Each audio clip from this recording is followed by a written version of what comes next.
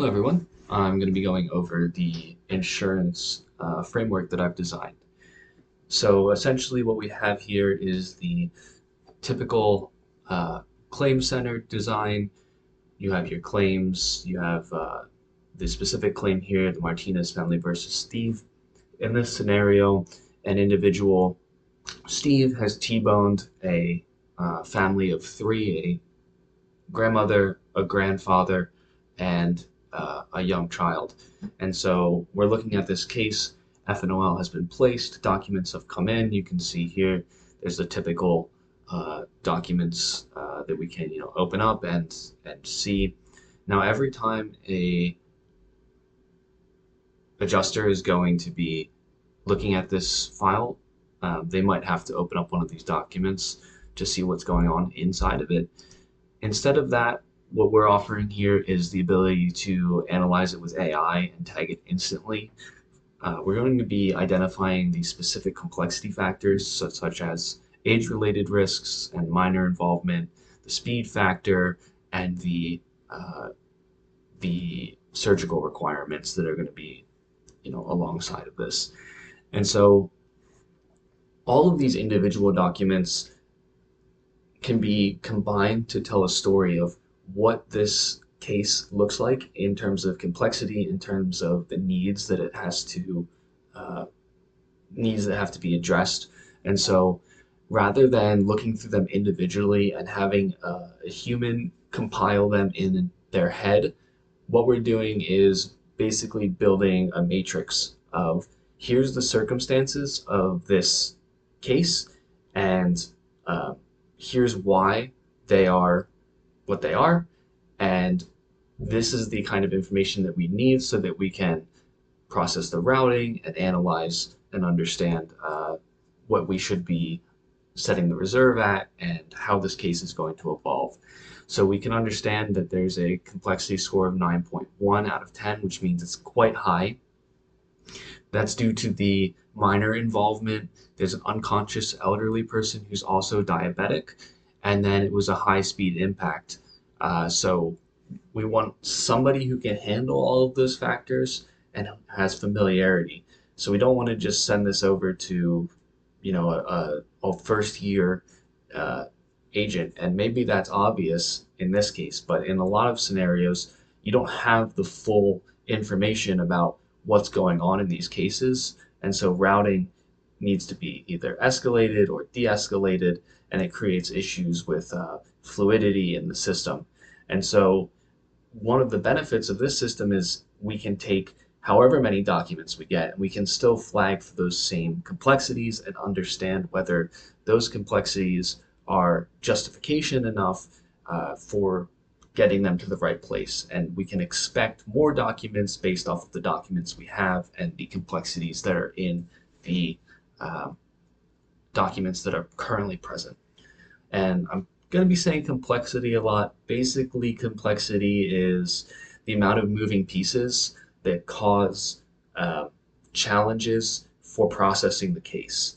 So because there's a minor who's involved, they have growth-related revision surgeries through the age of 18. They have additional trauma that they're going to be experiencing, and then due to the speed of the impact and where they're sitting in the car, that's going to have different amount of impact on their experience. And so things like that increase the level of complexity, the number of factors that you have to encounter if you would like to appropriately assess the dynamics of this case. So once we know all of this information, once we can understand the complexity of the case itself, we can move on to processing or routing. So our routing is the ability to, and this is a second separate module, the ability to take that complexity of the case and identify who is the right person based off of their specializations, based off of their years of experience, based off of what they've done, worked on previously. So these are individuals who are highly capable at handling these specific scenarios. So Jennifer Torres, for example, has extensive experience in bodily injury and is certified in handling cases that include minors. And with her 15 years of experience, we know that she's going to be the person who's going to do the best job. And so we can see right here, we get a match against qualification requirements, her status, and then the rationale. So we need minor verification or minor certification because Sophia Martinez is involved. There's plastic surgery, so facial trauma expertise is needed. And the medical complexity is high because there's an elderly diabetic who's also unconscious. So this case is going to be pretty complicated, and we want to make sure that we get it to somebody who's familiar with all of these things, who's dealt with all of these in the past, and who won't be addressing them for the first time. We're going to give them the tools so that if they were addressing it for the first time, it's easier. But realistically, we want to make sure these cases are getting to people who are not overburdened and who are capable of handling the context. So once we get it to the right person, we of course have to provide the actual reserving. And so what's interesting about this system is that we're taking all of those complexity factors, what I usually call the initial conditions, and those initial conditions are going to define how the case evolves over time. So we know because it was a T-bone at 35 miles an hour that there were 3 people who are injured. One of them is unconscious, one of them is a minor. We know that based off of those specific factors that other cases that were very similar have been identified as having a high final settlement. And we can even see the similarity score between the complexity factors. So we know that there's a 94% match against this 2023 minor facial elderly family, and it took 22 months to settle. And then we pattern match that against all the other previously, and we can say we have some range of 380K to 950K for the expenses. You get information about the predictive factors because based on those previous cases, here's how they unfolded. So if you have an elderly male in another case who was also diabetic, that person was injured similarly, they needed similar treatment, and they had a similar percentage chance of complication. And so we can factor that all in and we get this probabilistic range.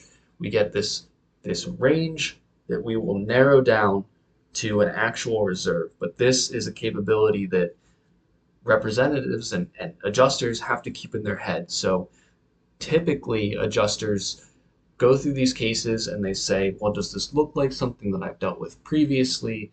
And then they kind of attach it to that memory of this past case. And they say, well, based off of that past case that I did, it's probably going to be somewhere around 200K. We want to remove that barrier of information flow. So it's hard to get information out of somebody's head and put it into a system so that everyone can benefit from it. This system, the idea is that we're taking the information and providing it to everyone, and it's no longer sitting in people's heads.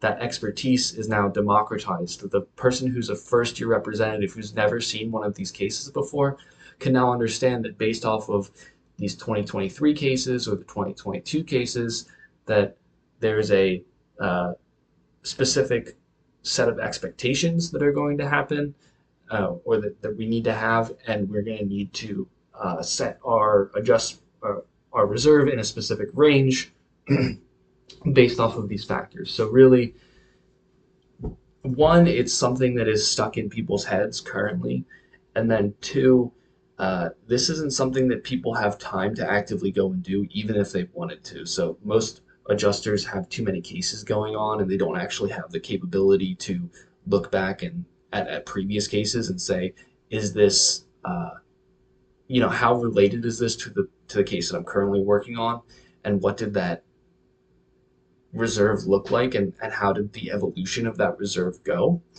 That's not something that people have time to do, but it helps significantly in producing more accurate reserves and lowering that fluctuation of reserve setting. So it's a predictive method that's not um, overly generic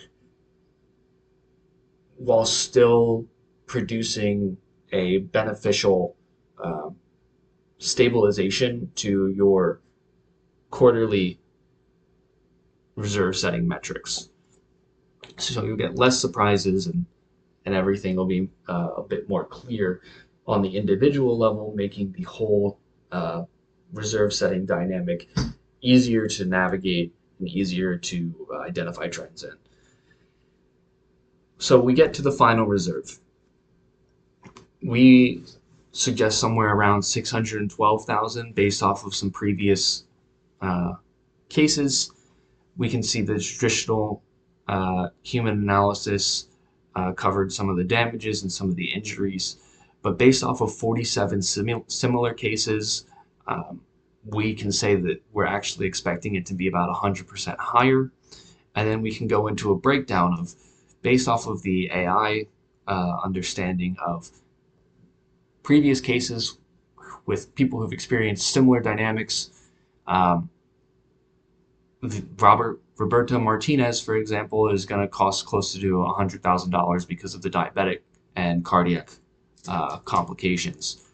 And the facial injury on Sophia is going to actually be closer to 115 because it was severe enough that she's going to need to have continuous surgeries um, throughout her life to correct those injuries.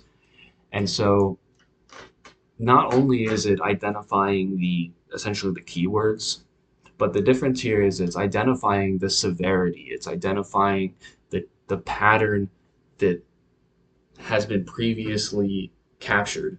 And so rather than just having that live in somebody's head or not using it at all, we're finally taking the narrative pattern of how similar cases unfold and applying them to new cases so that we can understand a good estimation for what the final reserve will be. This really is meant to help balance out those fluctuations and create a more predictable dynamic in your reserve setting.